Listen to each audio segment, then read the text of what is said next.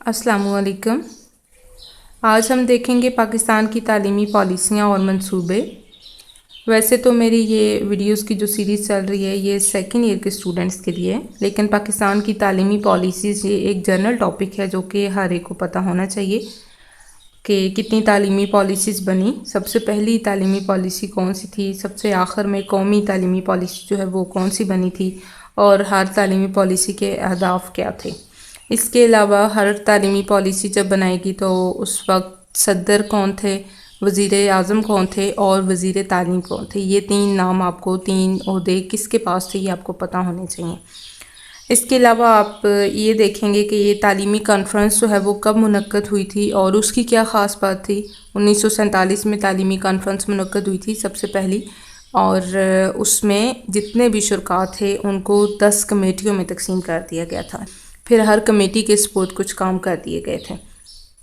इसके बाद तालीमी कमीशन था 1959 में, ठीक है, 1959 में, और जो पहली बाकायदा कौमी तालीमी पॉलिसी इंट्रोड्यूस करवाई गई थी वो 1970 की पॉलिसी थी। फिर 1972, 1979, 1992 और फिर 1998 में तालीमी पॉलिसीज़ बनी। इसके बाद एक और तालीमी पॉलिसी जो कि 2009 में बनी, सबसे लास्ट कौमी तालीमी पॉलिसी थी।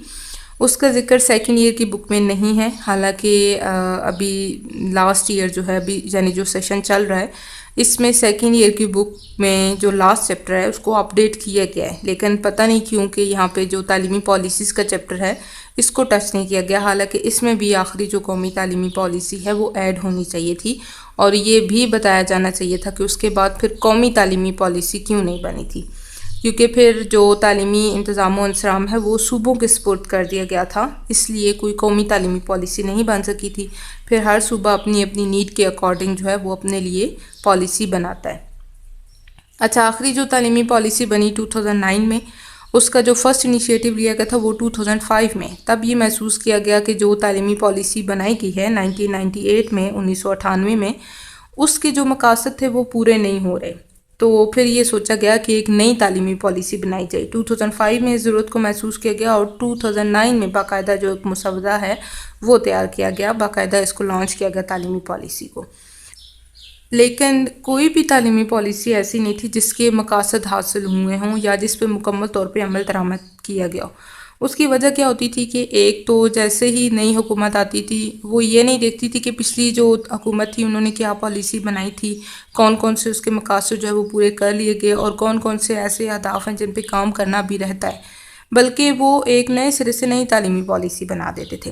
यानी एक तो हुकूमत की तब्दीली मकासद के हसूल में रुकावट रही है, हुकूमत की तब्दीली पे फिर नई तालीमी पॉलिसी बना देना, ये एक मसला रहा।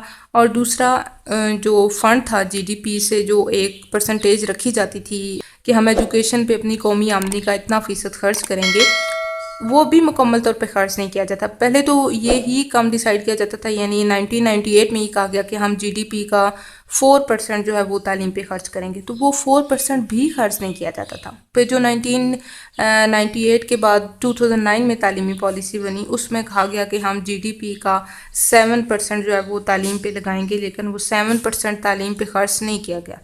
और ये कहा गया कि हमारा लिटरेसी रेट है पाकिस्तान का, इसको हम 86% पे लेके जाएंगे, जो कि हमेशा ही तकरीबन 60% के राउंड अबाउट रहा है। तो वो भी अभी तक भी ये इसी तरह से चल रहा है, 86 कभी भी नहीं हुआ।